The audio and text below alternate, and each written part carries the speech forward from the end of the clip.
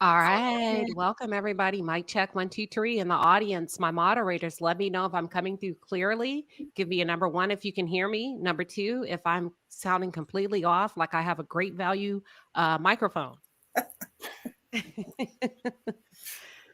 Oh, as soon as you guys let us know, we will get this show started. It is a Monday night. I think it's the perfect time um, for a topic of wellness. We are in January. I know a lot of you are looking to enhance your lives by way of health and wellness. So we got some experts here. All right. Queen Jaja says we sound good. Well, welcome to the palace, everyone. If you are new to the channel or if you're just tuning in, welcome. I am Queen Sheba. I cover a variety of hot topics specific to reality television. But most importantly, I hone in on the psychological and the behavioral traits of the Black experience. Let's welcome the panel. All right. We got Big Lou in the house. Hey. He's returning. We got Bethel. Y'all remember Bethel from the men's panel? He came back. Yes, Bethel. And we got a lady, y'all. We got a female expert. I was not going to leave the ladies out. We have Felicia Starks. How's everybody doing? Good. Great. Well, Thank you. All right. So they're really excited. It's a Monday night. This is something completely different that I'm doing, bringing a health and wellness series. And tonight we are focused on the body. Queen Jaja says, ooh, everybody looks great, don't they? They really do. They look good. Tanja is my moderator. She says, welcome, Bethel. All right, y'all. So a huge shout out. Video. What'd you say, Felicia? I have to go find that old video. I can't wait to see what. we just get down on the palace. We have real life conversations. It's real good. We just kind of we keep it real. We go back and forth. It was a really, really inspiring conversation, to be honest with you. Yeah. it was. I just, sometimes you say things and, I say what I mean. So right. I do too. I already like him. So if I say something, I mean it. I'm not going to lie to you. No, that's okay. They become accustomed to that. That's all it is. So go back and look at it. So a shout out to my moderators. As always, I appreciate you all. I hope you enjoyed your dinner. Jeanette Stewart, I owe you. Your gift card did not go through. You are the last of the Mohicans that I owe dinner to. I hope you all enjoyed your dinner this weekend. Shout out to my palace members. As always, we appreciate you in the palace. So let's get started tonight. I want the panelists to introduce themselves and to just give you all a little bit of background about who they are and what they do. And of course, ladies first, we're going to start with you, Felicia. Hello, my name is Felicia Starks. I am the owner of Fabulous Wellness Studios here in Arlington, Texas, where I spot reduce fat. I know it's like, oh, you can't spot reduce fat. Well, I do it there. That's what I do. But not only that, I have a background in fitness. I am a certified personal trainer, nutrition specialist, and I am a fitness competitor still at 48. I believe that Bethel and I will get along very well because I am also the person that I am going to give it to you straight. Sometimes we don't like to be told things, and I am going to, I'm a straight shooter as well. I think we love that. And tonight, I'm sure the ladies and the men are going to have a lot of questions about being told things when it comes to living a healthy life and also something that you like when you look in the mirror, right? That part. All right, Lewis, Big Lou, we're going to let you take over. Give them a little bit of background about who you are and what you do. What's up, everybody? My name is Whitlow. I am the co-owner of the compound here in Huntsville, Alabama. I'm also an assistant baseball coach at Alabama A&M. And of course, I am a cast member on the Love and Marriage Huntsville show. Of course, we are rocking it, coming back for another season. Hold on to your seats once again. That ain't all you got going on, Lou. Don't. Congratulations! Of course. Baby Ace is on his way. Baby Ace is on his way. We got a boy in the house. Hey, Bethel, we got to keep it moving. Never know what it's going to be. Yes, congratulations. Lewis and Tiffany have a baby. Baby Ace is on the way. And that was actually a part of their story. They were trying to work out and balance the duties of being parents, running businesses, career aspirations, and how do we fit a baby in? And guess what? They managed to do it. All right, Lou. We see. Believe that. We Congratulations. Believe that. see. Bethel, welcome back, my friend. Give everybody a little bit, and don't be shy, Bethel. Oh, I'm not going to give everything. Okay, give them a little bit about who you are, what you do, what you've done, and how that works for what you. I've done. I just wanted to tell what I do. Since I'm Bethel Johnson. I'm a private investment banker. Our company, we basically fund projects all over the world, no matter the size of them. To give you an idea of what that means, what kind of scope it is. For instance, somebody like Jerry Jones, if he needs to build another stadium, he comes to us for that funding. And it's the brothers that's doing this. So, that's a space that we're not in, but we're there now.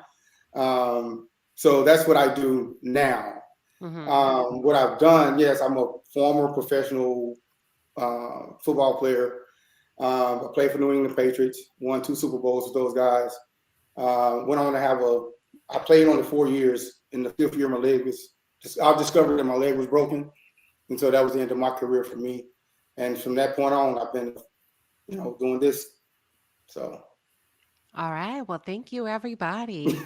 So tonight we are covering the body. When we think about health and wellness, a strong mind-body connection. Thank you, Bethel. We're covering the body, right? Because that's the first thing that most people focus on. January 1st, 2023. I'm about to lose weight.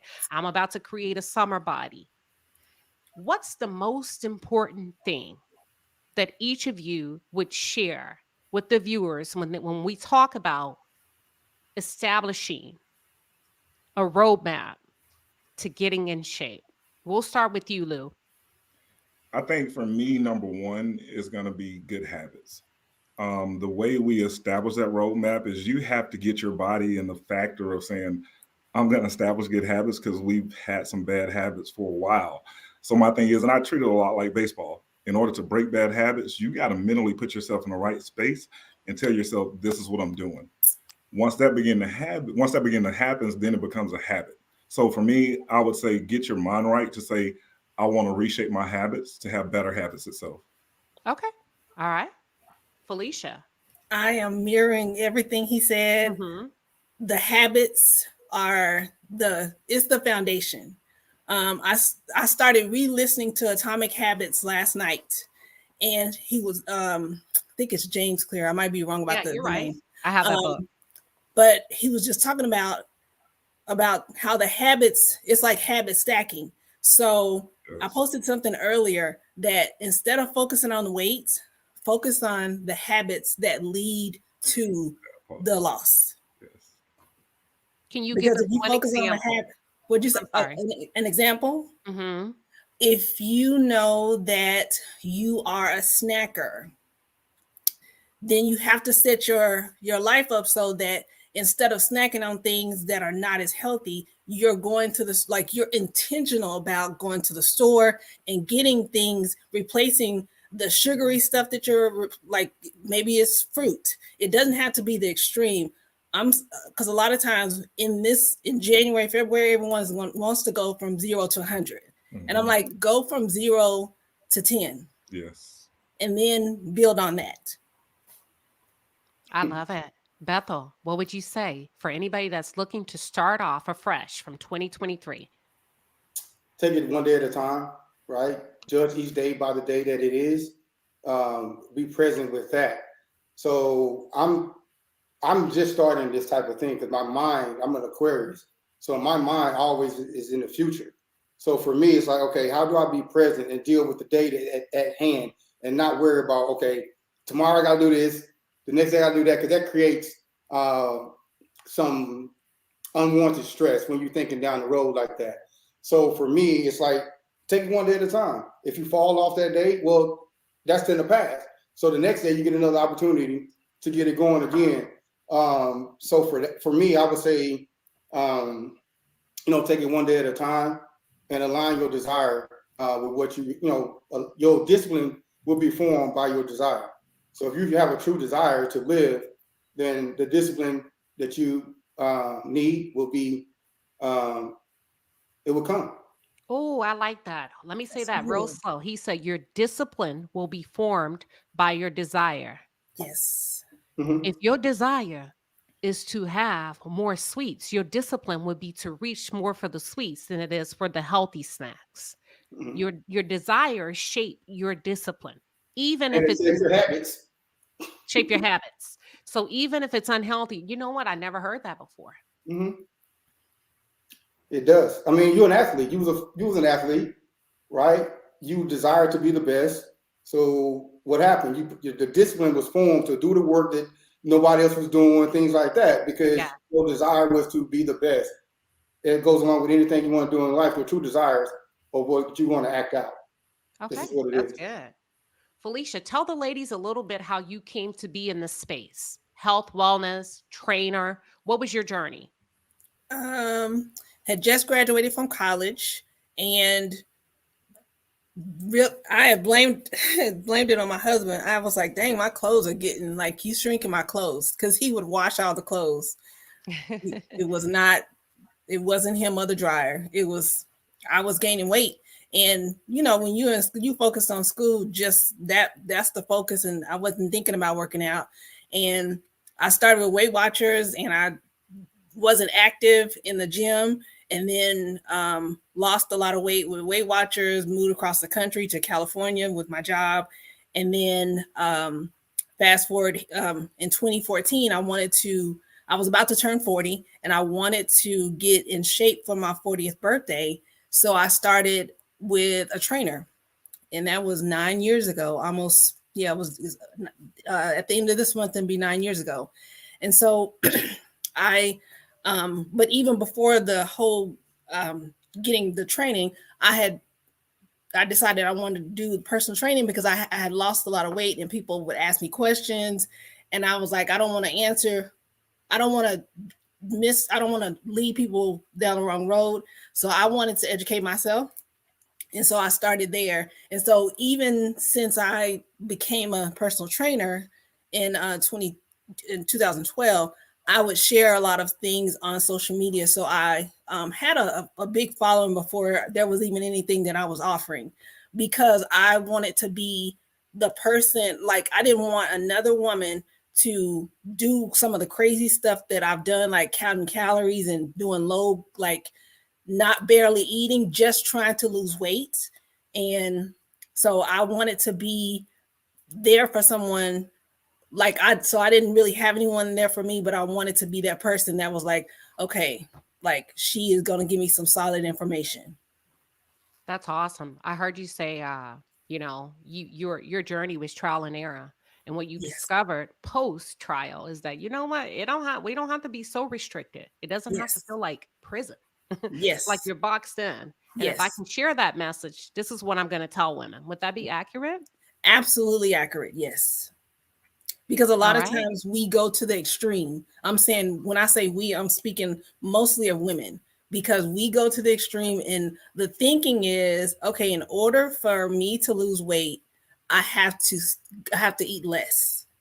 And the reality is, it's not eating less, it's eating less junk, like reducing your junk food and eating more whole foods, cooking Gotcha. more, like the whole meal prep. Some people like, I don't like leftovers. Well, meal prep is not leftovers, first off. Um, but I don't want to That's go okay. down that. We can get into that when it comes time. We can get into that. Big Yeah. Lewis, tell us a little bit how you came to be in the space where you are with baseball. I think you have a facility, or you are a partner, or I Yep. know it's some type of engagement within a baseball facility.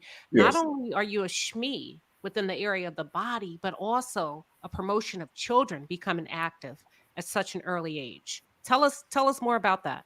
Yeah, I mean, honestly, a lot of people don't know my full story. I mean, I was in HR for 20 years in the corporate world, and I elevated many levels from recruiter all the way up to a country manager. I was traveling back and forth from the U.S. To Switzerland, and in my heart, I really always had a passion for baseball. I never was far from the field. I coached the entire time while I was still working in HR. But the one thing for me was that I always took and then leaned over into the corporate world was, how do you take that team and environment to make it work? we don't realize it, but everything we do is related to a team. And that comes down to communication. Even the fact of husband and wives, you are a team. Anytime there's more than one, there's a factor where you come together and you understand this is what we do. And not to get too far away from that piece, because you know me, I'll run off into some things. But it was a passion of mine. I had a big passion for youth. And the Lord blessed me to come across a partner that was very passionate about strength and conditioning. He was a wide receiver at Alabama and wanted to really do some things to change the community. So ultimately, we came together. The Lord blessed us to find a place called The Compound. We formulated that off of a small business mindset. We laid the facility out, brought multiple small business owners in to lay their imprint, build their business. Our motto is, hey, you come here, you grow. If you expand out and you leave our facility, that's what we want to see. Then we have a problem of bringing somebody else in to fill the role. Well, in all of that happening, we have these youth individuals following through: softball, baseball, powerlifting youth, strength and conditioning youth, football, whatever they're training for. It is a house that culminates everything. Well, within that, you're getting a lot of energy from a lot of people. So my thing is as we're building this competitive environment, we're also building better people. Because one thing about our environment, you're going to mentally come in there and get stronger. Our motto across the door says, you will leave better than you walked in. That is our ultimate goal. And honestly, that starts with confidence. You work hard, you bust your butt through something that you felt like you couldn't do. All of a sudden, you start seeing yourself, as we talk about, leaps and bounds, small steps, incremental factors. All of a sudden, now you're taking those leaps and bounds. You're getting over the humps that you thought you couldn't get over. Well, for me, that's my payday. When I see kids really light up and have the confidence, and I hear them coming back talking about, Coach Lou, I had an awesome weekend. Coach Lou, I did this in school. It gives me chills right now just talking about it, because that is my passion. That's what drives me. That's what fuels that facility to go to the next level. And like I told them, man, please keep watching. There's more to come. My passion is oozing from the fact of what we could do for these kids, because a lot of it is just the fact of what can we teach them? They want to know. Excuse my language. No, we curse over here. Kids too. We good. I know we grown, coach. I have to get, and that's what it is, Bethel. It's that coaching in me, man, where it just gets going, especially now that I'm dealing with college guys. They want to know. They want to be challenged. And to me, if we can get that at a 8, 9, 10-year-old, can you imagine what we're building as a better community? Right. Not just athletes, but people. Mm-hmm. And that's real for me. And like I told my boys today, I don't care what happens on this field. What happens outside this field, what happens outside of this campus, that means so much more to me. When I can look back and go 5, 10 years from now and see guys graduate and doing extremely well in life, not just the fact of playing professional sports, but doing well in life, investing, doing things before I even could have thought, but had the mindset to say, what am I going to invest into? What is that? Man, bro, let's learn about it now, because it can happen. You could walk out of school, have your life set before you, and just enjoy it. But we don't know that. How do we do it? That's the next step, is understanding. I think, Bethel, I want to pass the mic to you, because you are the epitome of that based on what you shared the last time when you were on the panel. You stated that you were the only boy in your family, right? Mm-hmm. And by way of, and you also stated that you were kind of raised, and correct me if I'm wrong, if my memory, keep me honest here, and kind of like a rough part of town in sports. Yeah. I was trying to be cute about it. I know where that is. Yeah. I know where that is too. But I got to be politically correct just in case I'm wrong. And you were able to take exactly what Lewis is saying. When he says, kids want this, what are y'all doing? What are you sitting back? You put it in front of them, they will capitalize on it if it's done the right way, if it's introduced to them the right way. That's how you got your start to being a phenomenal man. Tell us a little bit more about your journey as a child and how parents can use that, Bethel, to elevate their children. I think my mom, whether on purpose or by accident, she kind of let me do what I do. Because again, my mom had all girls before I showed up, and didn't know what to do really with me, other than just maintain me and keep me out of trouble. Basically, what she was hoping to do. But I was, again, like I said before, I know I've said this before. I was chosen. Like I was chosen at 5 years old. So when I was chosen, I never told my mom that I knew that I was going to be the one that was going to change all of this. I just wanted to find out what that was. And it didn't matter what I was going to do at that point in time. My environment had nothing to do with what I was going to end up doing. I just wasn't into it like that, right? Obviously, you know where I'm from. Especially back then in the 80s, it was really called, it was called Murder Six, is what it was called when I was growing up there. But none of those things impacted me in a way that I was going to be gravitating towards that type of behavior. I knew that I was different. I wanted more. I knew the world that I was in, thanks to the Cosby Show, showed me that there's another world out here that exists where the father's in the home, the kids are clean, everybody eating every day. Like you can have that world, you can have that life. And so from 5 years old, I had that mindset of I'm living that life, regardless of my environment. So I feel like for me, yes, exposure is, to Coach Lou's point, exposure is very key to kids that are coming up in these type of environments, or kids who don't have a father around, or their parents are, at odds or whatever. Exposure is very key. My baseball coach is what exposed me to a lot more, to let me know that, yeah, you can do this. Because my baseball coach was a wealthy man. He didn't know I was going to be a professional athlete. He just saw a kid that was hurting. He was a good kid, but just was hurting. And so he took the time to find out who I was. Nobody wanted me on their team. I was a great athlete. That's how bad of an attitude I had. I was a great athlete, bad attitude. Nobody wanted me on their team. He was like, I'm going to take a chance with this kid because this kid is a good kid. He just hurt. And, he just started exposing me to things like these restaurants that I thought was like 5-star. Like you think about places like On the Border, right? I thought that was a 5-star restaurant. But in my mind, at 10, 11 years old, I was like, I want to be able to do this without this man. Mm-hmm. And that exposure put me in that mindset. I'm doing this without him. I want to be able to take my family to places like this. But now, obviously, we know that that's not like a 5-star restaurant. On the border. But that was my mind. You coming from the projects, you think that's great. But, for me, exposure was the key to let me see that the world was way bigger than the environment that I was in, and I wanted to be a part of that. I want to ask you one more question, and then Felicia, I want to transition to you to ask you about, whether or not you were active as a child, as a girl, right? Because we hear the stories of boys, especially in the Black communities, but rarely do we get to see the inside of the Brittany. What's the basketball player? Brittany, what's her last name? Griner. Brittany Reiner. I didn't want to say the wrong name. And just the Cheryl Swoops and then, other female athletes. We hear the guy's story, but I want to ask you if you even had any promotion or anybody nudge you or encourage you as a young lady to get actively involved. But Bethel, one last question for you. You said nobody wanted to take a chance on me because they really thought I was a bad kid. For those parents that are tuned in, aunts, uncles, single men, single woman, married couples that are thinking about their children and looking at them, if you could give them 2 signs, 3 signs, what would that look like? Maybe a child that could benefit, a child that's maybe acting out.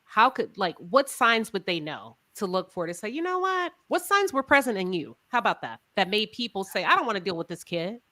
Just my behavior. Okay. How I have, even to this day, I have issues with authority, male authority, because I didn't grow up with it. It's not familiar to me.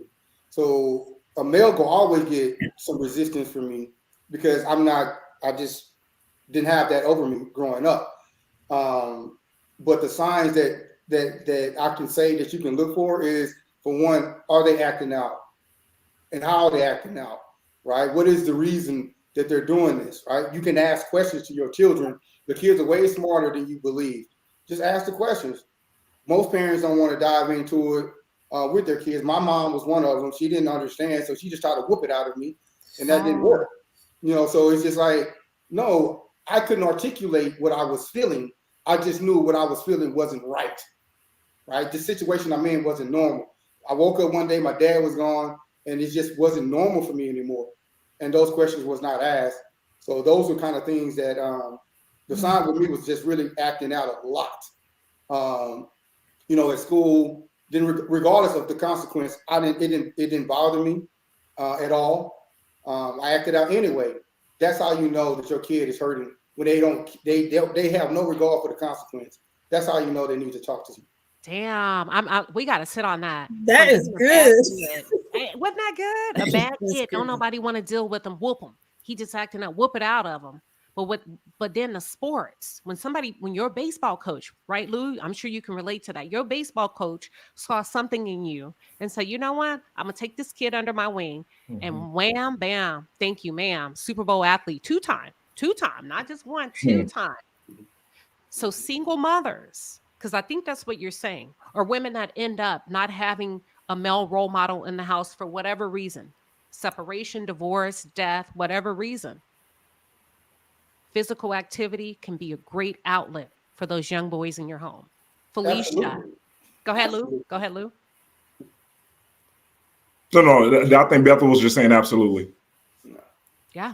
Felicia, did you even have any physical activity? Did you participate in anything as a young girl? Did anybody push you in that direction? Tell us a little bit more about your childhood and what you did as a child. I was not active in sports. I remember being, I don't know, maybe 6th grade, whenever it was called the Optimist Club. You probably heard of that. But I remember, look, he laughing because he heard of it. Like, that's how old I am. But I remember wanting to play basketball, and my mom was like, we can't afford it. I was like, what? And like, I remember that to this day. But I ended up playing basketball in 9th grade and 10th grade. I was not very good, so I ended up being the like the what you call it, the manager. But I was right. So I wasn't active. I wasn't there wasn't my parents divorced when I was 2, but my dad was still like I would go see him every other weekend. So he was involved. But there wasn't anyone pushing and saying, yeah, you need to be active, or yeah, you need to. That wasn't a part of my life. Like, now I think about it, like there wasn't. My sister and I talk a lot about how it's great that how we ended up, because there wasn't really, like, my mom was great, but there wasn't a real push, like, you should do this, you need to go do this. Like, a lot of it, we had friends and we just kind of figured it out on our own. Yeah.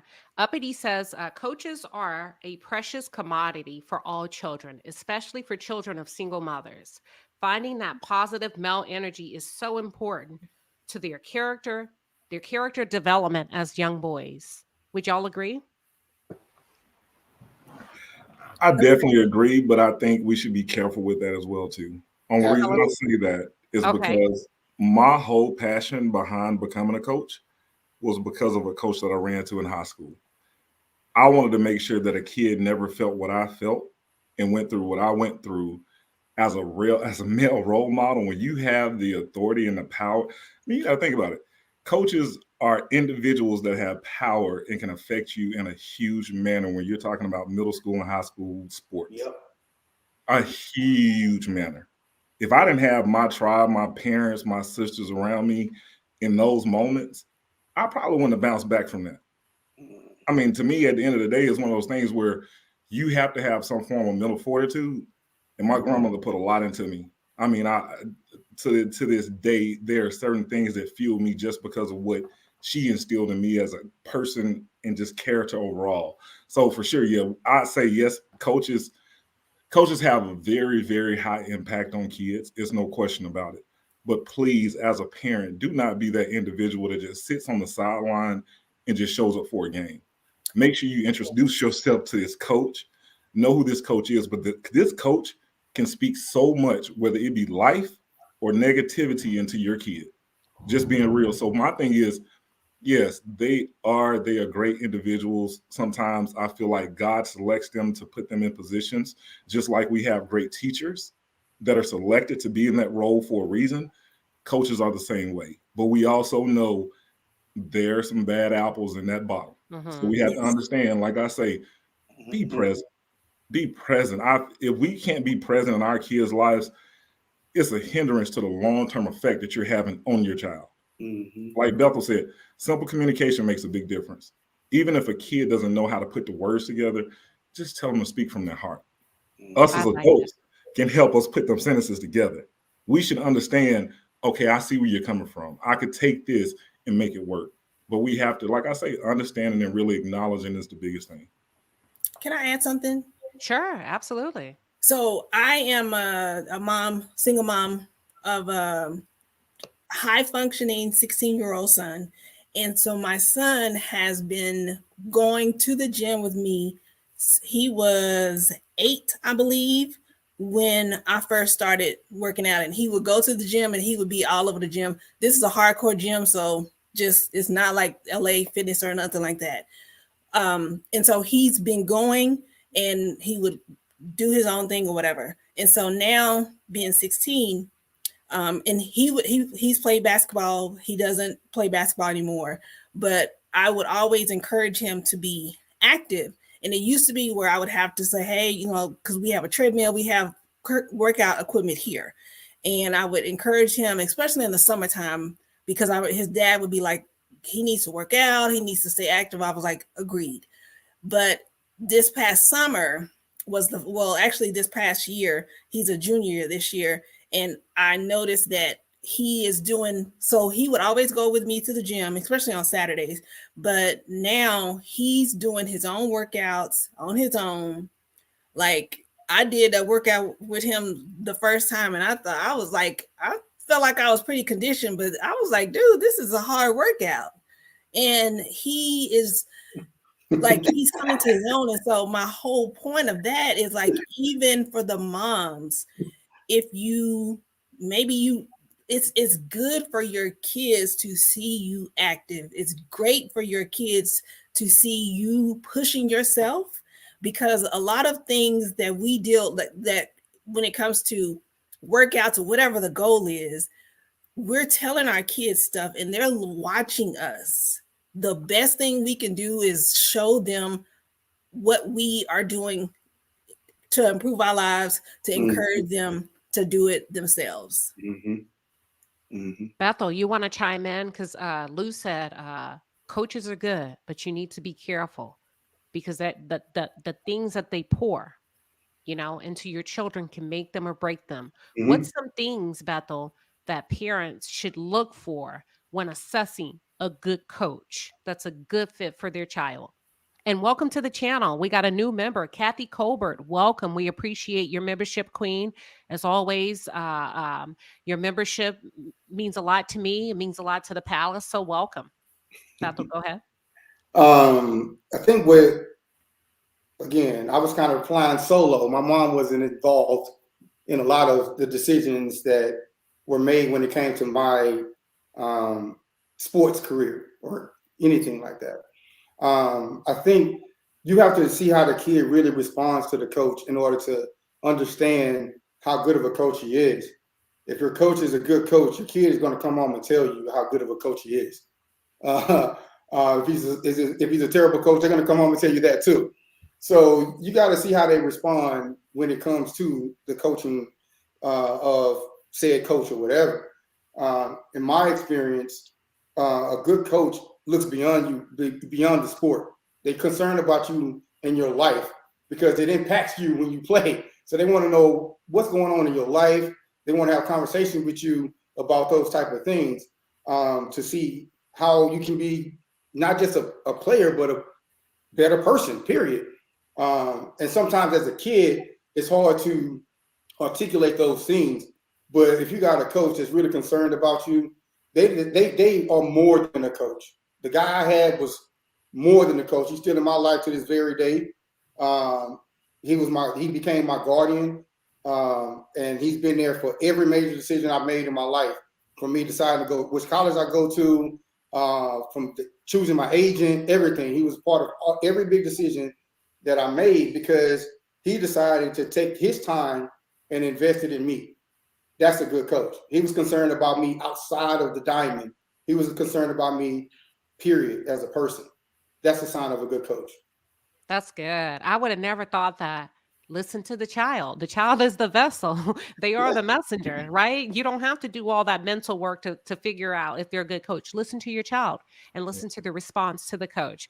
Damn, Uppity had a hard ass time with her coach. And she For said, real? okay, Uppity, they gave you a Uppity Oh said, my I was a gosh. cheerleader. I got cussed out by the basketball coach over something I didn't even do. That's still lead Queen. I'm still with you. That's but that's okay. I understand. She said I cried for days and never forgot it. But he could act that way because our basketball team won state. So he was carrying championships in his pocket, sounds like. I have to Can agree. I chime in? Can I? Yeah, go ahead. Coach Lou had said something about mental fortitude when it comes to this stuff. You have to have that as a player, like, because you're going to come across different types of coaches, different types of personalities. Yes. But you got to have mental fortitude because, again, your outcome has to be the most important thing as a player. I knew what I wanted to do. It wasn't nothing the coach could say that's going to get me off that track. Mm-hmm. When I said I was going to the NFL at 9 years old, it didn't matter what I encountered with coaches. Oh, hold on. My son called me. You're fine. You good. Yeah, called it, kicked off the thing. Mhm. It didn't matter what they did because at the same time, I just knew what I wanted to do. I knew at 9 years old I was going to the NFL, so there was nothing the coach could say that was going to get me off that track. That you get cussed out. You get that comes that in the old school coaches that come with their territory. New school coaches are different, but the old school coaches that I had, oh, you got called all kinds of things. What you gonna do? You go fold to it because the crowd will call you that too. That's why, I mean, Bethel, you're right. You're spot on. I mean, it's even as a coach, even right now, it's a fair balance of giving a kid accolades versus really being on him. And when I say be on him, that's part of the grind. Like, if I'm not on that person being accountable for every little thing, I'm probably not going to be a coach long. Like, it's winning programs that are winning programs for a reason. Don't get me wrong. Cussing somebody out for nothing, I mean, don't get me wrong. I mean, it's certain things like we're all human. But the team may feel like you ain't responding. Your energy ain't there. Your focus is not there. Anything that I bring to you is going to have a meaning behind it. It is not just going to be, I pull this shit out the air and this is how I feel today. My feelings have to be left at the door, just like my athletes. And I told these messages that I speak are the things that I speak every single day. Why? Because we're trying to create good habits. If they hear me speak it over and over again, it's going to start tapping into some up here. All I got to do is tap it one time. If I get a light to flip on, just a flicker, I know I got your attention. Now, guess what? We finna go take over if I got your attention. That's all I need, just a little bit. If you give me a little bit of focus, we can go a hell of a long way. Oh, wow. That's it. You know what? You lead me to my next question because you said consistency is key. I think that's what you said. Yep. Jeanette Stewart says, any information that any of you would share for diabetics on a weight loss journey and muscle building for women over 55, but I'm just going to say for women and men, 55, under 55. She's been newly diagnosed with diabetes and her desired weight loss is 20 pounds. Felicia, I want you to take nutrition. Bethel, I want you to take muscle mass. Lou, I can do all. Hold on, I didn't get twisted. Now I can do all of it. But hold on, you gonna take I can do all of it. Now. Don't get it twisted. I'm well versed in all things. I want to know what he has to say. Hold on, and Lou gonna take consistency. I'm just telling you, I know exactly what Lou you gonna need take to do. consistency. So Felicia, start with nutrition. If we're looking and they're looking, anybody that's tuned in and say, I gotta get started. What would you say to Jeanette about her nutrition intake? It's going to be looking at your food that you are eating. 99.5% of the time, it's a small tweak. Being a diabetic, I'm going to assume that you've already made some transitions. You cut out a lot of the sugar that you were consuming. And because you are newly diabetic, it's going to be eating whole foods. And you may have heard it, you may not understand what is whole foods. Whole foods are the foods that you can that when you go to the grocery store, they're going to be on the perimeter of the store outside of Aldi. But so these are the standard stuff, your beef and your chicken and the fish and your vegetables. And it's boring, but you can liven it up with flavoring your foods, with not having to use a lot of salt, using some McCormick seasonings. So maybe if you don't like baked, smoke or grill your food, use an air fryer, but it's going to be the habits. So if I was talking to her one-on-one, I would say making sure that the water intake is up, like half of your body weight in ounces is going to be what I would say to start with. As far as eating, you wanted to make sure that you're getting in at least 3 solid balanced meals. And balance means that you have a lot of vegetables, you have some protein, you have some carbs, and you have some fat.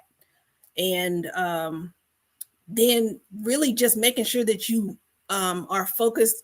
I know we talked about habits a lot, but that's the foundation of her actually transitioning from being diabetic from being diabetic to actually making it so that she can get off of whatever meds that she's on, because it's absolutely possible. So, Bethel, you're supposed to be in charge of muscle mass, but I know you say you can handle all 3. Start with muscle mass and then take us around the block. That's the wrong question. That's the wrong space. Muscle mass is the last thing you need to be concerned with when you're diabetic. Okay. My mother's diabetic. We've had this conversation with her. I've done this background. I was studying to be a naturopathic doctor. So my approach is going to be a little bit different when it comes to that, when it comes to eating and things like that. Now, me personally, I know that she can eat fruit. They'll tell you that you can't, but you absolutely can. But the fruit bypasses the pancreas, so it's not a problem for the fruit. It's called fructose. Glucose enters into the pancreas, so that's what comes from your vegetables and stuff like that. So you want to eat more fruit to get around that and still be able to get what you need from the fruit, right? So she can start with that. I would say, well, add that to your regimen for sure. Can you give her 3 fruit items that are affordable that she can place on her list for tomorrow? All the fruit is affordable.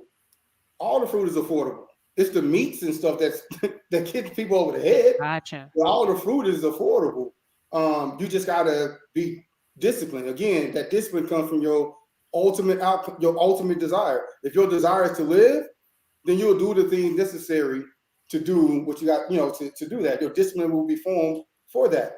But if you don't desire to live, you'll just keep doing what you've been doing. So again, my mother's a diabetic, so this is not like and I got on her doctor about this years ago. I was telling him, because my mom don't exercise. She wasn't exercising. She had a heavy meat diet. And I was like, Doc, if she cut out the meat, cut that down, and exercise, she can reverse this whole thing. She can reverse the whole thing, because type 2 diabetes is completely reversible. Yep. It's completely reversible. Wow. And so if you just got to do what's necessary, your desire, it shouldn't be 20 pounds. Your desire is to live. That's what should be your desire, is to live. The pounds and all this stuff. Still preaching today, ain't he? He is telling the truth, though. Yeah, the pounds and all this muscle stuff you're looking for will come, but your desire must be first, is to live. Change your desire, the outcomes will come. I promise you. Jeanette, I hope you're picking up what he's putting down, as well as everybody else in the chat. Lewis, tell us a little bit more about consistency, be it nutrition, exercise, for everybody in the chat. How important is consistency to building a healthy body?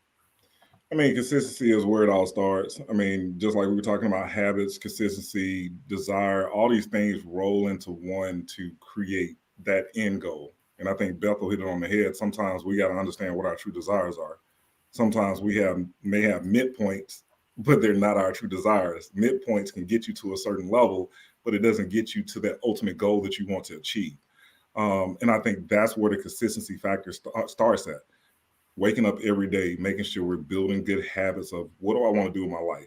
Start with that piece number 1. Mm-hmm. What am I trying to change? If it is a focus change, then guess what? You're going to focus on that piece. Our life is going to bring so many different things to us that's going to change our level of focus. But if you got this written down and you start making this a daily habit, I'm going to wake up, I'm going to eat me some fruit, I'm going to eat me a good breakfast, the right breakfast, get out the house, have me some fruit that I could snack on throughout the day versus let me go get a bag of chips, let me go get this, let me get this to hang on into dinner. If you start putting the right things in your body, all of a sudden, you'll be surprised your confidence really begins to build. When you start looking at yourself and be like, damn, I look pretty fucking good. Yeah. That changes the way you step out the door. That changes the way you step in them pants or that dress that you may be putting on. Yeah. Because ultimately, at the end of the day, it's about you. Mm-hmm. If you really establish yourself as one, I promise you, everybody else around you will feel that energy. But my thing is, if you don't feel it, ain't nobody else gonna feel it. I mean, and that's just real. So my thing is consistently, what do we do to put ourselves in the right position to be successful? And that's with anything. If you want to lose weight, what are you doing to put yourself in that position to successfully lose weight? Gotta focus on the food. That's That's it. number one. But I mean, it's also activity. I think a lot of people think that, oh, I could change my food because they start cutting food left and right. And all of a sudden, like you say, are you cutting food or are you adding food or do you put the right foods? You gotta it get starts moving with the right information. Yes. Like, and another thing is we got to understand we're all people. We're all different. So all these things affect us differently. Right. So get with the right person that can give you the right knowledge that can say, this is what I'm trying to cut. This is the area I'm trying to cut in my body versus, oh, I didn't cut all this weight and I done lost everything I wanted. You feel what I'm saying? Yeah. We Black. Some people still want to be thick. Hey, you got to scrape it up and do it the right way. Because if not, you get to a position where you like, damn, I had a lot of confidence in the form, but now I ain't got none. Now I got to reshape all of this to get back to the way, where I want to really be. So understanding where we want to go is a huge factor.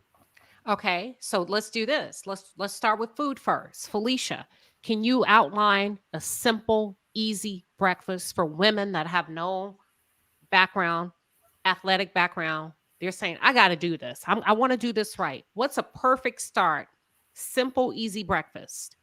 A simple, easy breakfast. Some eggs, egg whites, preferably. You can do some oatmeal, oats, put some blueberries in there, and what else? That's a breakfast that's going to be balanced. And then if you want to have some spinach or something, if you want to add some other greens to it, that's what I would do for breakfast. Okay, Lou. Nutrition for children, because I see a lot of kids that are athletes and I feel like they eat like crap. I feel like they eat like shit. And I'm like, I see them and the parents are celebrating after the game or on the way. We're going to Buffalo Wild Wings. We're going to eat hot wings. And I'm like, that used to make me throw up as an athlete when I would eat like that. It did. And by the way, y'all, I was a collegiate athlete. I played volleyball in college. I want to get on here and toot my own horn. I was going to tell you to bring up. You asked Felicia about her background. I was like, hey, I went to high school with you. Bring up your background. Yeah. Right. Yeah. No, y'all are the guests. So it's all about the guests. But Big Lou, tell us about things that parents should consider nutrition for their children when they're placing them in sports. And Bethel, I'm coming to you for muscle building and nutrition. Yeah, I think we need to really look at the fact of saying, okay, even just drinking milk, getting the right forms of calcium in your body to make sure your muscles stay strong. I mean, one thing people don't understand is kids take a beating nowadays, especially in football. Then you got 7-on-7 that's happening in the off season. If our bones and things are not strong in the right way, it kind of deviates from what you ultimately want to be as being available.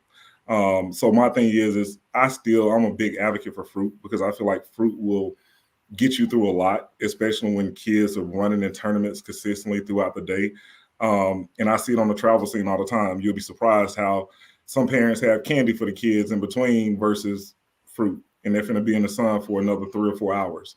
And they wonder why their kids are just drained and don't have the same level of energy or stamina to compete when you're talking about, hey, we're out here to park from 7 a.m. to 7 p.m. or in the gym all day without the right things to fuel your body. As we're burning this energy, we got to really refuel that. So my thing is everything that we do, like I say, fruit, even cold cuts, whatever it is, something simple, something light, just to put on your stomach to keep you going is an ideal factor of when we're active. When you're at home, I mean, you can be a little bit more selective. I mean, kids burn stuff off like it's nothing, but we can't go out here and pick out like it's okay. I mean, we still want them to be kids, but at the same time, I think the consumption and how much we consume is a whole nother thing. And before we go on to you, Bethel, let me give a shout out to Felicia. Thank you for the super chat. Felicia, I don't know if that's you or another Felicia, but thank you for your donation to the channel. As always, we appreciate all of your support. And then Jeanette Stewart also blessed us with the 5-piece. Yes, that's a Starbucks for me, honey. Hold on, let me bring it up. Where did I put it? Jeanette Stewart just blessed us too while you were talking, Lewis. It's always good when they show up and show out financially. Hey, I don't ask for it, but thank you all so much, Jeanette. Thank you. She says, thank you to the panel. No meds, diet. Let me read let me put on my glasses. Hold on now, because I want to do her justice. She said, thank you, panel. No meds, diet control. Oh, she's not taking meds. Oh, good. So Yeah, she's working on her diet, but she hit a wall. Diabetic then. Okay. That's the one that had Jeanette's the lady that had the question about being a diabetic. Panel, you want to say anything to that before we move on to Bethel, and muscle building? And not only that, Bethel uses a female trainer. I'm going to put her information in a link because most trainers do virtual training, y'all. So you can get it too. There's no excuse for that. That's what I was actually going to say when Coach Lou was talking, that sometimes you do have to make the investment.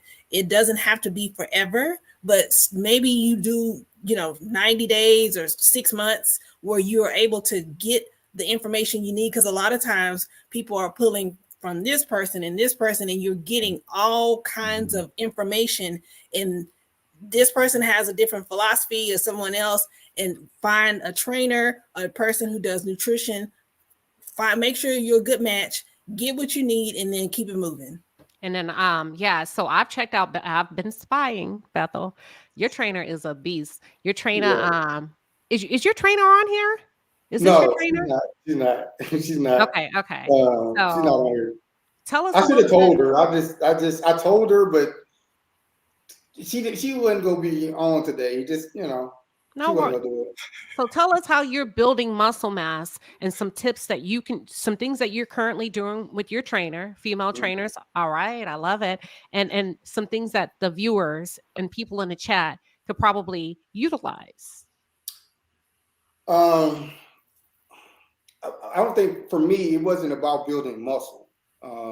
When I started back training, it was just being able to crush my 20s in my 40s. That was my ultimate goal. Is I know what I look like in my 20s as a professional athlete, and I'm like, man, T.O. still walking around here dang near 50 looking like this. And I was like, at one point in time in my life, I kind of looked like that. I was close. I said, but I got to crush that now in my 40s. So that's been my goal. And I just so happened to run into somebody who is just as passionate about their training as I am about accomplishing my goal. And we just hit it off, and we've been training ever since. But that's a different type of training. There's a difference between training and working out. We train. Working out is for the normal population. Athletes train. Yes. I'm just saying. Oh, wow. No, that's good information, because a lot of people don't know. That's right. Keep going. So when you're working out, like you're in there, you got your little regimen, you go do, 3 sets of 10 or something. Well, we don't train like that. We train for time, right? So if I get up under a bench press, we got, a minute of this press here, right? We training like that. That's a long time. But we'll do stuff but the weight don't be heavy, but it's just volume work. We're training, and when you train the whole body. We don't do like parts, we train the entire body. Working out, you'll train a specific part, that we train the entire body every time we come into the gym. All right, it's gonna be all muscle manipulation. It's gonna be different muscle confusion by doing different things. We don't do the same things. It may be working the same muscle group, but it's gonna be a completely different type of exercise, so your body can respond and never plateau. So when it comes to my nutrition, for me, I don't eat meat. My results come fast because I don't eat meat. I've been plant-based for the last 8 years, and that's just what it is for me. that works for me. You know, I feel that it could work for everybody because our teeth are designed, our hands are designed for that. If we were designed to eat the other stuff, the meat or whatever, then we'll have canines like animals, claws to devour it on the spot. There's no processing here. There's no cooking here. But when it comes to fruits and vegetables, you can just reach up off a tree and grab an apple and eat it on the spot. That tells you what you're supposed to be eating. And so for me, I just kind of got back to what we were doing in the beginning before our system got corrupted and we started eating the other way. And that works for me. That's why I can, if I ate like this while I was playing, me and Tom Brady would be the oldest players in the league right now. You know what? I love it. I love it. You better pop your belt. We would be the oldest players in the league right now. I run circles around cats that's younger than me. They don't believe they don't believe I'm in my 40s. They think I'm in my 40s, bro. I'm in my mid 40s. So like I can do this because it's the way I eat and the way I train. And most people are not willing to go that far, and I am. I saw you shaking your head when Bethel was talking about the difference between training and working out and also time. Yes. Tell us a little bit about the timing method that you use with your athletes. I mean, it's a similar mindset when you're talking about timing, just because it's an endurance piece that's associated with it. And with that endurance, you're trying to go back to what we were talking about, build a mental fortitude. If you're not prepared to grind in the very end, we got 9 innings. If you ain't prepared for the inning, you ain't prepared for the first. If you ain't prepared for the fourth to go finish the game, you ain't prepared to start it. Bottom line, we have to train our minds to understand, like Bethel said, that desire is going to determine how hard you're going to go. And I know the young lady mentioned about the fact of hitting the wall. Sometimes when your desire is more than that wall in front of you, the wall does not exist. You're going to look through it and you're going to be like, what the next one? And you're going to start eating them after that. It's one of those things, once again, of training your mind to do something and to be something that you haven't actually touched into. You hadn't tapped into it. That's the one thing that we got to understand. This right here, this shit is so powerful. We don't tap into it to understand how much we could truly use it to make this right here work. Like all of this is a figment of what this says, what you finna do. If you be like, I'm just gonna be the average motherfucker, guess what? You finna be average for the rest of your life. Yep. If you're gonna wake up and say you the shit, I promise you're gonna walk out the door feeling like until somebody tell you something different and make you feel something different, you're gonna feel that. So my thing is, at the end of the day, you gotta ask yourself, what are you doing to put yourself mentally in the right place to be consistent, to have the right habits, to build the right desires for your ultimate level of success that you want to accomplish. Until then, it's just what we're doing, talking. I feel like y'all are on fire. Like I'm taking some notes in my head. I thought I had it until y'all came on tonight. I thought I had it. Coach Lou could have been my coach for sure. Yeah. Dude, I love it, man. I promise. That's why I say, I mean, and it's crazy because when I go back, I look at my degrees, I look at all the things I've accomplished, I look at the international personality studies. God truly put something in me and tools in me to understand and unlock tools in somebody else and understand how to utilize the tools in your toolbox. If not, guess what? We finna put them in there and I'm gonna show you how to use them. Because at the end of the day, you're gonna have to go in that toolbox and you got to pull something out. Like I tell ladies, you may not know how to turn a screwdriver, but understand how to. You may not physically know how to do it, but I need you to look at it, acknowledge it, and be like, that dude is turning the screwdriver. I promise you're gonna want to know, because if he can't turn the screwdriver, you don't want that kind of your life. You better make sure you got somebody that know how to put them hands to work. I mean, just being real. Yeah. That's a whole nother story. That's a whole nother story. Hold up, we about to start preaching. Look, y'all cutting up, but it's good. I love it on a Monday night. I'm pretty sure everybody's sitting at home like, you know what, that's good. I'm glad I tuned in. Felicia, let me ask you something real quick, and then I want y'all to take questions from the viewers. I'm going to go through the questions that they pose, and I'll also open up the chat, y'all. If you want to come up and ask a specific panelist your question, you can do that. Felicia, tell women a little bit more about what they can do when it comes to the body, most women are concerned with fat loss. My belly a little bit too big. I got a fupa. I want to keep my butt, but I don't want no hips, or I want my thighs. What would you say? Because you say you specialize in fat loss. So tell the ladies, how would they approach that? And how does that work, fat loss? Most of when you said most of focus on fat loss, they are actually the ones that I talk to are focused on the weight. And so I tell them, there's no exercise you can do. There's no special diet for you to just focus on fat in a specific area.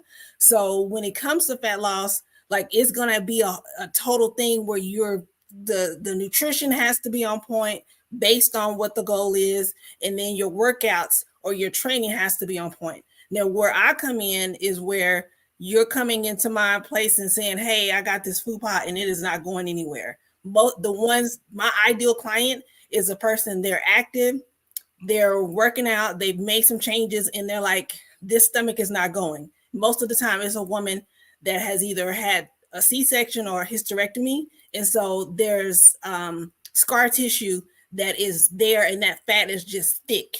So that's where I go. I use a cavitation tool, and they're coming in and we do several sessions, and I'm actually getting rid of the fat. Or in a lot of times it's either getting rid of the fat and also tightening up the skin. Thank you. So let's take some of these questions. Let me see. You know what? Let me drop the chat in a link. If y'all want to come up and I don't have to speak for you. Y'all know how we do over here. Let's see. Hold on. Let me do that real quick. Let me drop the chat in the link. And look, you got 60 seconds because my people love to talk. Ask your question. Hold on. And they're going to respond, y'all. So if you want to come up, you don't have to be on camera, and you want to ask your own question about getting your body in shape, and you want Lou to answer it, or Bethel or Felicia, you can do that. Let's take one of the questions that I found in the chat. Someone said that they had a spinal injury. When it comes to injuries, right? Bethel, Lou, you deal with injuries every day. You deal with physical therapy, all of that. What would you say to those that have an injury? They really want to be active, but they have limitations. Bethel. Well, when it comes to spinal injuries, that's a different type of injury, and it's a delicate injury. So you want to make sure that whatever your protocols of your physical therapist is, that you want to follow those, because they're going to be the ones that are more of an expert in that particular type of injury than I would. Like, I didn't deal with spinal injuries in my sport like that. If it happened, they was left to the experts. But I do know that you have to strengthen the muscles around it, and there are particular exercises that you can do to strengthen your erectness spinae to keep it, protected. But those are about the best I can give. But when it comes to training and loading it, it's going to be different. And to me, it's the best to leave it to the recommendation of the physical therapist when it comes to that. That's really great advice. Lou? No, I agree with Bethel. I mean, as a coach, I always lean on physicians and doctors to tell me how I should get this athlete back up and running. I never try to formulate my own plan, because to me, that's disastrous. The goal is to really understand, number one, the level of severity that goes around the injury. But then number two is say, okay, what can we do to work around this? But it is 100%, like Bethel said, you follow the directions of the physician to the T. No other, because that's the fastest way back. They know it. They see things that we cannot see and understand things that we definitely don't know. We can read as much as we want to on it, but we'll never understand to the level that they have and when it's studied for it. So yes, I truly lean on the doctors for an understanding. Let me ask you this real quick. What's a good way to keep your child motivated if he or she has an injury and have to sit out? Oh, that's a tough one. I actually went through that when my son actually broke his arm. And it was tough to see. Well, it was tough to see him sit on the sideline because he wanted to be out there. I think the one thing that we can do is try to keep them as active as possible, keep them at the practices, keep them at the games, keep them saying, hey, this is your time to be the cheerleader for the team. Like, just being real. Let's be a leader. At the end of the day, this is where you find out what type of person you are, because we're not going to be perfect. We're going to have scouts. We're going to have coaches. If we're going to the next level, we're going to have these individuals sitting in the stands, and they're going to want to see us in these states of saying, how is this person responding? Are they soaking? Are they excited? Are they still chomping at the bit? Are they still learning? Because at the end of the day, injuries don't last forever. They really don't. So we got to understand the outcome that we're looking for is bigger than the situation we're in right now. Everything matters. Your mindset, your effort, all of it is. You may be limited, but that doesn't mean that you're out of it. Like, stay in the game. You got to consistently stay in it because somebody's watching. Okay. Bethel, you want to add on to that before I go to Felicia about childhood? Because I know you played sports as a kid. What can a parent do to keep their child motivated if he or she experiences an injury? Because kids love to connect with their friends and they have to sit out. They can't play. What would you say? I agree with what Coach Lou has said. You keep them engaged, keep them around it. To his point, as a coach, he knows what to say to him, to his son. So he knows the right things to say to him because, he's a coach. He knows that. Like, hey, stay around them. Be around them. Be close to it. You may not be participating, but you still got to stay there mentally. You still got to be mentally ready when it's time for you to come back. And that's on every level. I don't care what level you're on. You got to be mentally ready to come back. So if you staying close to it, you're still around it, you're still working with, you're doing what you can around your team. Now you're doing it from a different vantage point. And I feel like it's important just to, keep them around the game. They may not can participate, but they definitely can lead from a different vantage point. It's funny. Thank you. Thank you. Somebody says, I love your panel, but tonight is more of a listen and learn panel for me. Hey, we appreciate you. Respect, just like taking this in, like, okay, we have experts here. I'm going to listen and learn. But also, if you're shy and you don't feel comfortable coming up, drop your questions in the chat, because a lot of times you got to pay for this knowledge. You have to purchase the full investment in order just to get a consultation, right? They're going to charge you something, whether it's sports for your children, muscle building, nutrition, just to talk to you. So take full advantage of this. Hey, Queen, one point to add to that last piece before we transition to, just like that's the negative side of it, the positive side of it is a lot of other kids may look at our kids and be like, I look forward to seeing that person here. So that's a whole nother side of letting your kid know, like, especially, believe me, if you're missed, they're gonna want you to be there. If you were that athlete that you were grinding and you provided a lot of juice to the team, they're gonna want to see you there. So my thing is, ultimately, as a parent, that's what we had to step up and say, hey, look, it's bigger than you. Go support your teammates. Yeah. And I feel like that's where that whole teaming environment is we versus me. We got to understand what's the ultimate goal, but sometimes in those moments, that kid showing up could change the energy and everything that goes into what somebody does. I mean, you go back and look at the NFL, wow. What just recently happened with Hamlin, number 3, that was a big thing. I mean, to me, if nobody felt that, there's something wrong with them. Mm-hmm. Like, we got to understand, we all human beings, and somebody's life could be lost in a split second. Right. It could be taken from us in a split second. So my thing is, it's bigger than the sport we watch. It's bigger than what we do. It's about that person, and it's about life, but also understanding he made a huge impact on the game in a short period of time. Mm-hmm.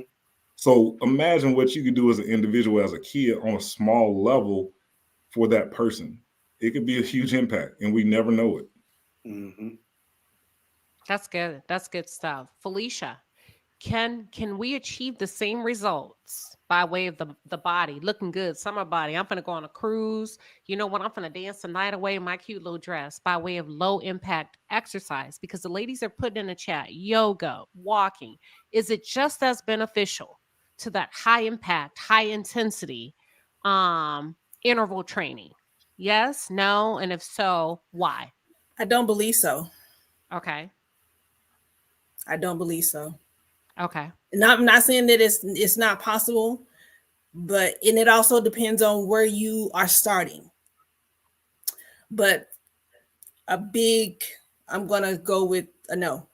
the low impact, like it's good for the mind body connection, the yoga. That's recentering yourself, and you're getting your mind to, quiet down. But low impact is not going to get you where in a swimsuit body that you want to, and it depends on what the swimsuit body wants to look like. Bethel, what's your take? Low impact exercise. Can they get there if you can? There are hills and mountains between us. What kind of low impact they're talking about? No, I agree. Like, I don't think that you can accomplish the same outcome as interval or high intensity with low impact training. Low impact training to me is for older people and people who have a lot of mobility issues and people who are injured. Now, yoga is really good for the mind-body connection because it also allows you to connect your mind to muscle. So when you're actually working out, you know how to engage the proper muscle when you're working out. So it's good for that.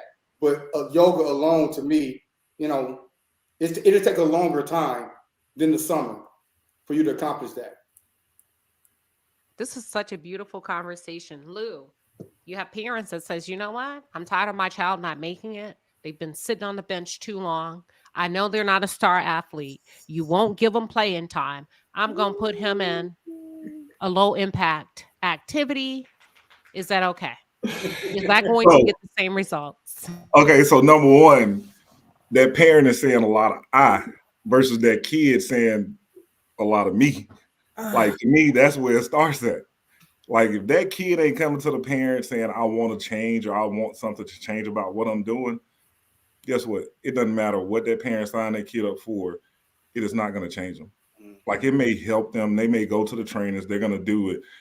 But you actually tapping in and getting life out of them while they do it is two totally different things. It's just reality is we have to find out truly what our kids want and what fuel them. Mm-hmm. When we really find that piece out, and like I said it on the last show, Queen, if my son was about robotics, we would have Legos all throughout this house. I mean, just being real. Yeah. Whatever it is, we're going to find out and we're going to tap into it. But that's what we have to find out what our kids want, because that's where the desires and that's where the passions truly show up. Mm-hmm. If it was about baseball, guess what? They're going to want to get out there and they're going to want to swing all day and night. And it's going to be obvious. And I think that's one thing as parents, we got to stop trying to force the scenario to be one thing versus what we really need it to be. And when I say that, what do we need to really see from our kids? Having a great life, like putting them in the right place to be successful. We have 18 years to make sure that kid's foundation is solid. Sometimes earlier just because situations pop up. But at the end of the day, we got a solid 18 years and potentially 21 if they go through school. Mm-hmm. Life changes quickly for us. So we got to understand, are we helping our kids get on the right path to make those right decisions when the time comes? Because if not, believe me, they're going to get out there and that critical thinking factor is not going to be too critical. Listen, I want to pause on this conversation. Do y'all know it's not often that as a Black community, we get to have these types of conversations, a back and forth, just to kind of lay it all on the table, think through it.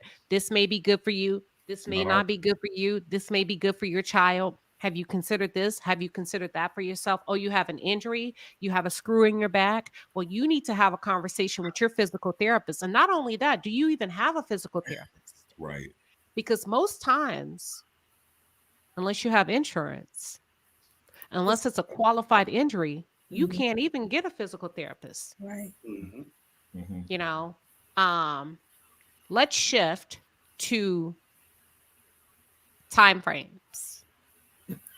I'm wanting to get into shape. Oh gosh.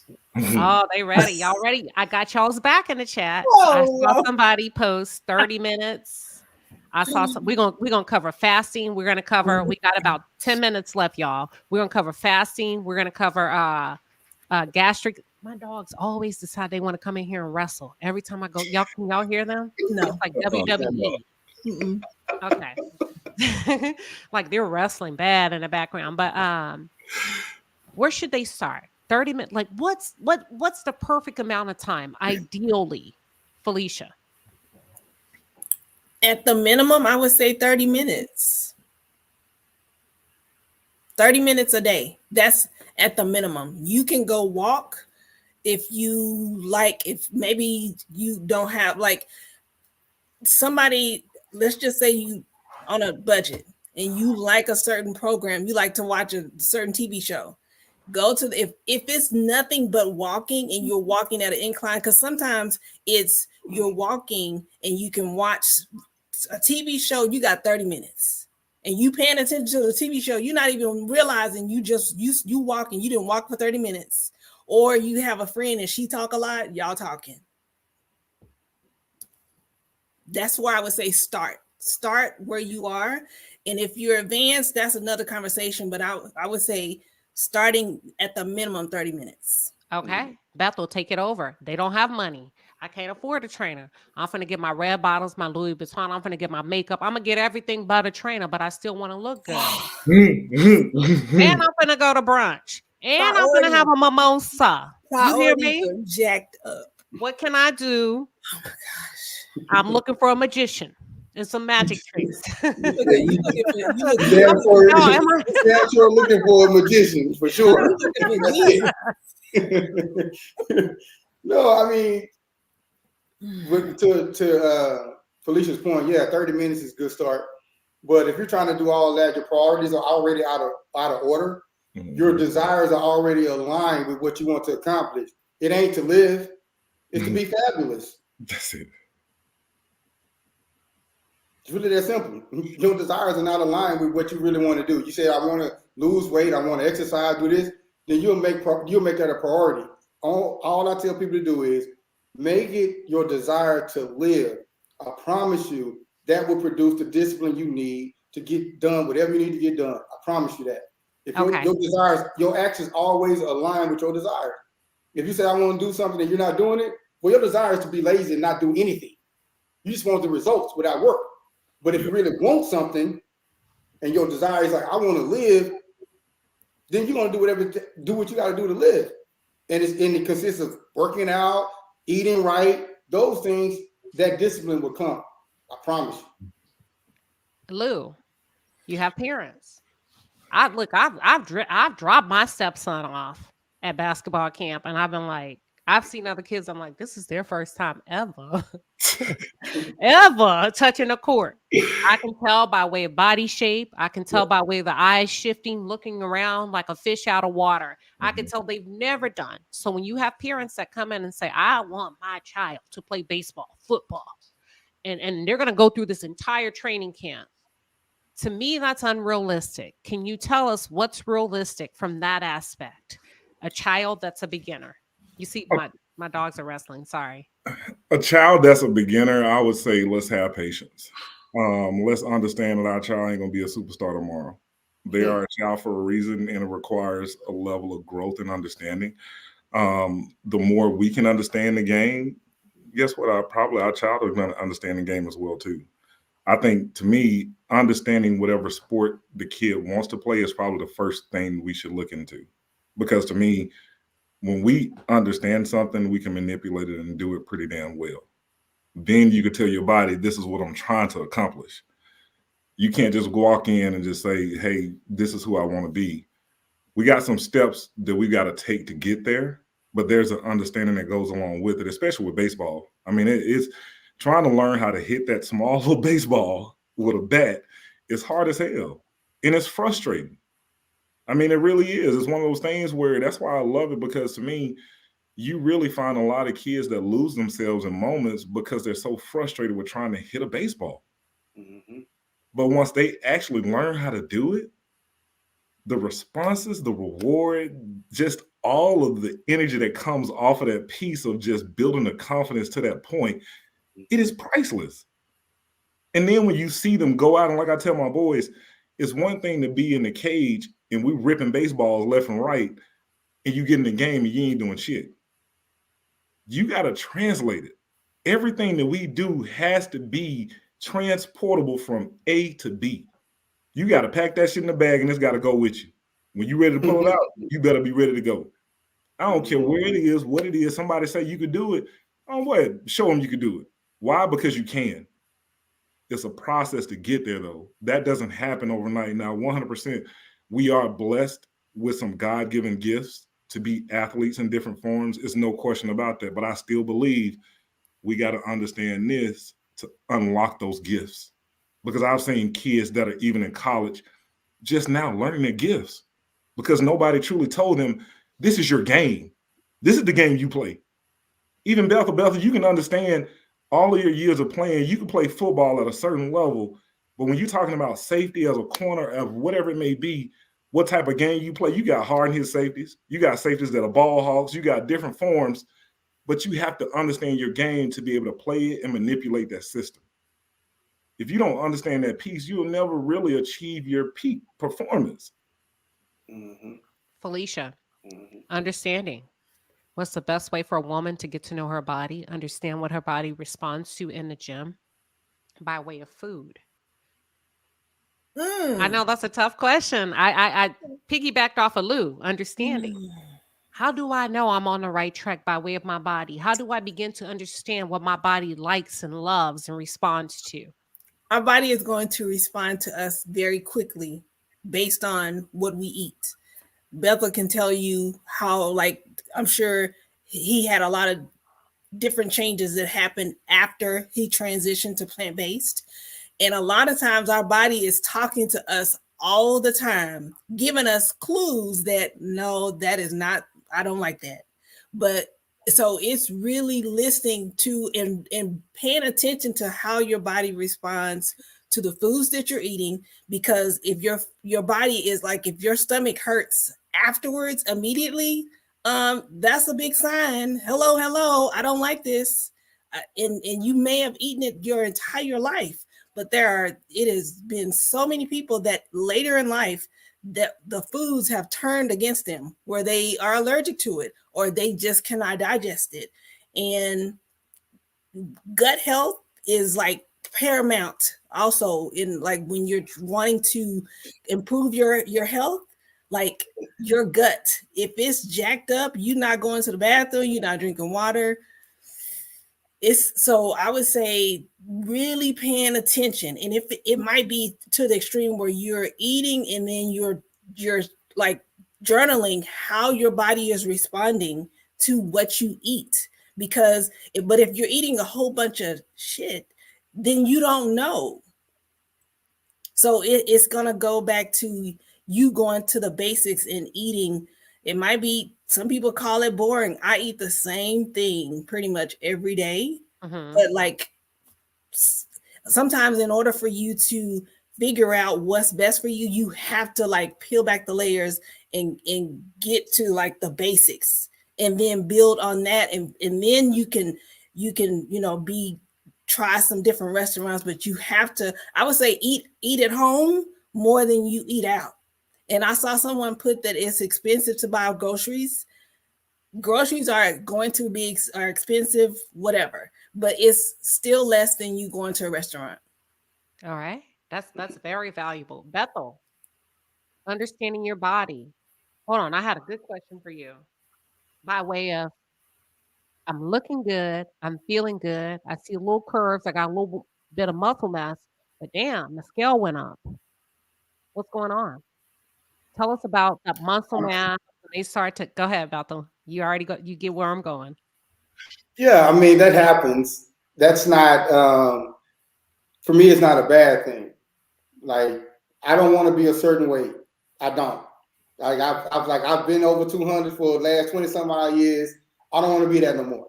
I want to be right where I was as a freshman in college, at 43, right?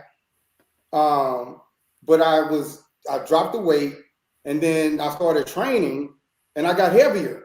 I said, wait a minute, this is not what I want. And for me, it's just, no, my muscles it's just, I'm filling out, I'm filling back out because I'm back training. My muscles remember, oh, it used to be this size. So I'm going back to that.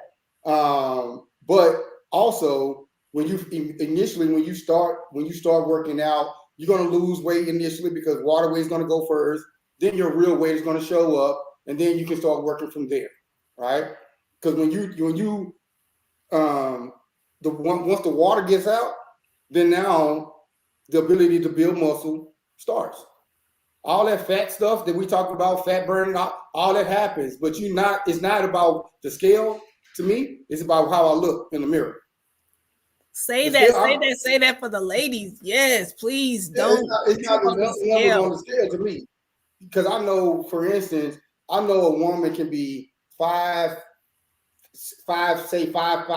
150 pounds, and you put another one by her 5'5", 150 pounds that work out and train, they're gonna look completely different.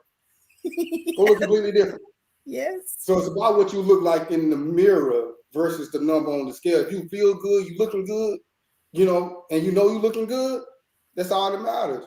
The numbers to me don't matter to me. It's about how you look. But that's why it happens. You're gonna lose the water weight first, then you're gonna get into your real weight gonna show up, and then now you're gonna start adding muscle. You're gonna start filling out that way. I love it. I'm gonna go to Lou, and then I'm gonna come back to one final question for all of you, and then we're done here. Lou, when it comes to everything that Bethel and Felicia have covered, parents say, well, you know what? I don't have the time. I cannot commit the time. My child's gonna miss some. Am I hitting the nail on the head? Yes. But when I come, I want you to play them. When I come, I'm working. I'm a single parent. I got a job. I got other consistency, focus, outcome, success. What do you say? It all comes with a sacrifice.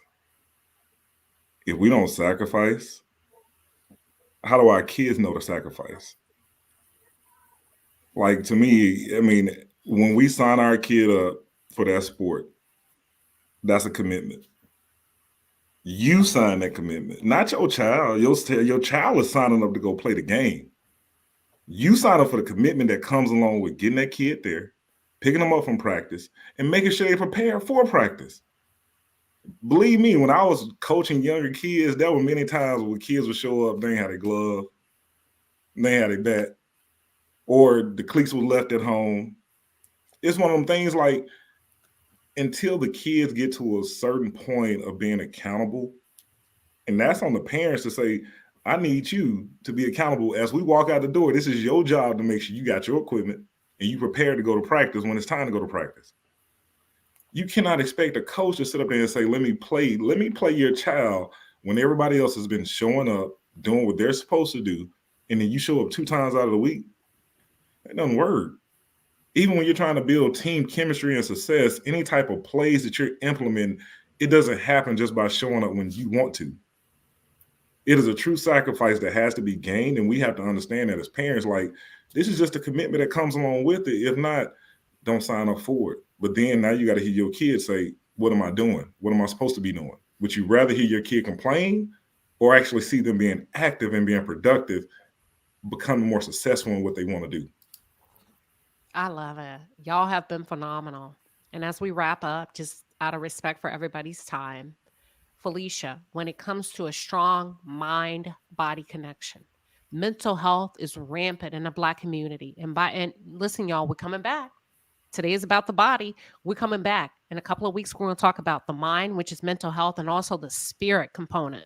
And everybody here is coming back. They're going to cover different topics. And we're having some of the other, Chauncey's coming back. We got some other people coming back.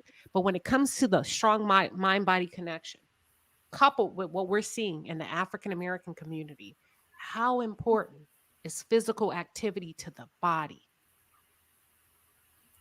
It is our right to be active. In order for us to be a good steward over what we have, if there are no ailments that are keeping us from moving, we absolutely must move and do some type of movement. That should be the non-negotiable. That should be like, if you scheduling something for yourself every week, that's a non-negotiable, that I'm going to do X number of days in order for me to, because it's a release Because a lot of times with the mental thing, you're like, you have a lot of stuff that's going on and you might have a high stress job. And if you start lifting weights and you are able to take whatever you're feeling out on those weights, listen. Is it okay? Let's just say somebody says, I'm just not in a position. I cannot right now, for whatever reason, afford a gym membership, afford a Peloton, afford a trainer. Can I just start walking on my lunch break? Is that Yes. good enough? Yes, that's All right. perfect. All right. Bethel, how important is the body, enhancing the body by way of physical activity to the mind body connection, as well as the spirit and mental health? I could say this, and I know we're going to talk about it in another time. When I can speak from this position, when it comes to like depression, movement is very important, right? When I retired, and I just share this. When I retired, I was depressed and really didn't even know it. Why? Because instead of stressing my mind, I stressed my body. I kept working out as if I'm going to get a call at any day, right? So it kept my body. I just kept training and training and training, even though I had all the symptoms of depression. I just wouldn't allow myself to sit in it long enough to really deal with the reality of what I was in. And so movement is very important when it comes to those things, because if you go, I challenge people, if you don't like how you look, go to the gym. Give yourself 6 months, go to the gym, put in that work, and then you come back and tell me, how you feel about yourself. If you feel like, well, I'm depressed, well, go to the gym. And when you start looking good, feeling good, then you come back to me and tell me how depressed you are. But movement is very important, when it comes to your mental state. You sitting around stagnant, you're not growing. You're dying.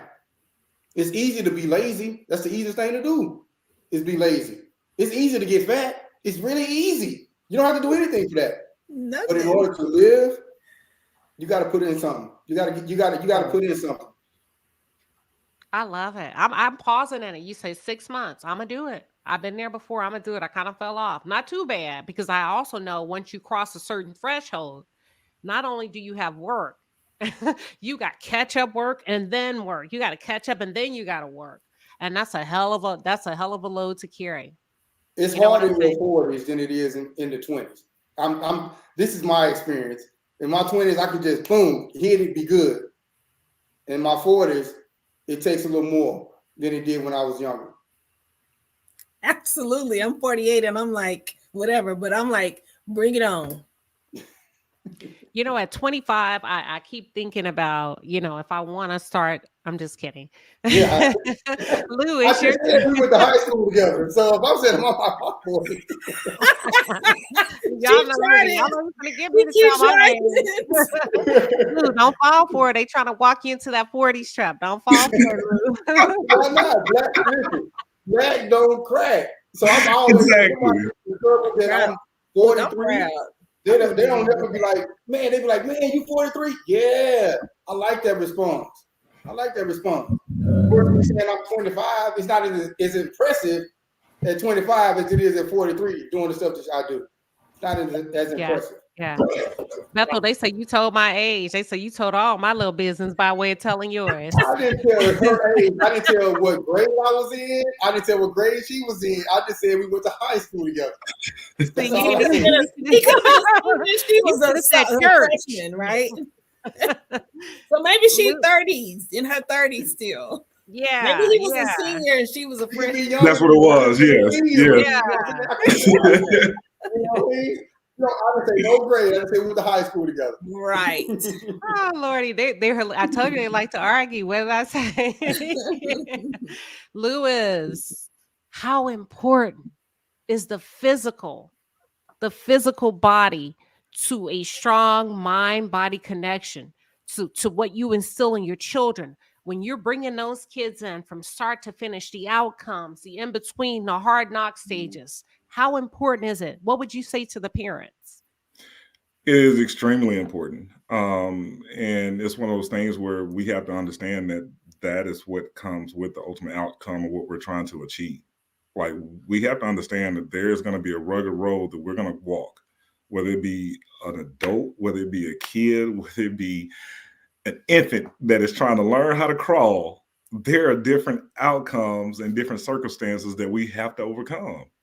And as parents, we actually have the fortitude to have a little experience and a little wisdom and be able to help our kids through these moments. We got to understand, once again, what experience and wisdom is, because you could put those two together and really not understand them. Sometimes you could have the experience, but really not know how to implement these things into kids' life. At the end of the day, we're that leader, we're that guy that kind of helps our kids overcome all these different factors. And we know that it's going to be hard, but guess what?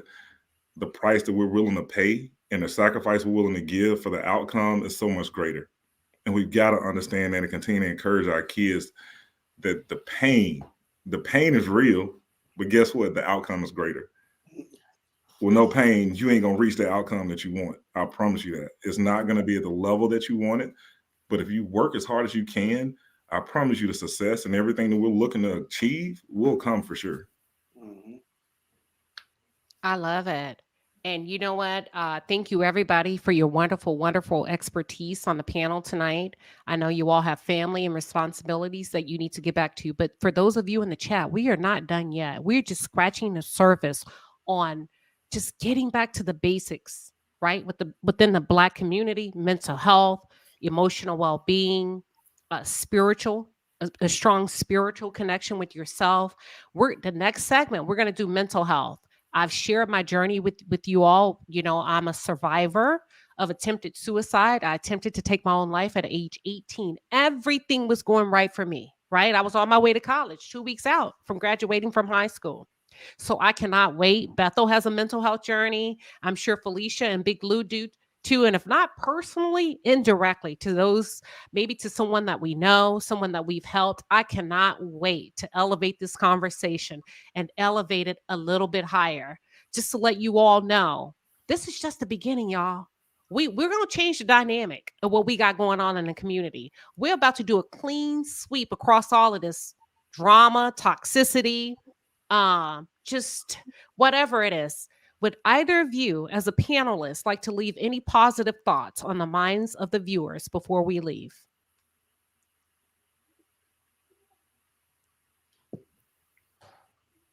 Understanding no outcome that we may achieve does not come without a sacrifice. Thank you. Give yourself grace. I think Bethel mentioned this earlier. You might have a setback one day. You have to be willing to start over, whether it's the next meal or it's the next day. It is just taking it one day at a time. Thank you, Felicia. And as I was been saying, have a true desire to live. Just have a true desire to live. Let that be your desire. The discipline will follow. Y'all are all wonderful. I cannot wait to bring y'all back for the mental health series portion and also the spiritual. So y'all make sure y'all catch us. We're going to move it to a Tuesday night because Tuesday nights are lit on YouTube. I promise you they are. So we're going to move it to a Tuesday night. Until then, thank you all for tuning in and God bless you all. All right.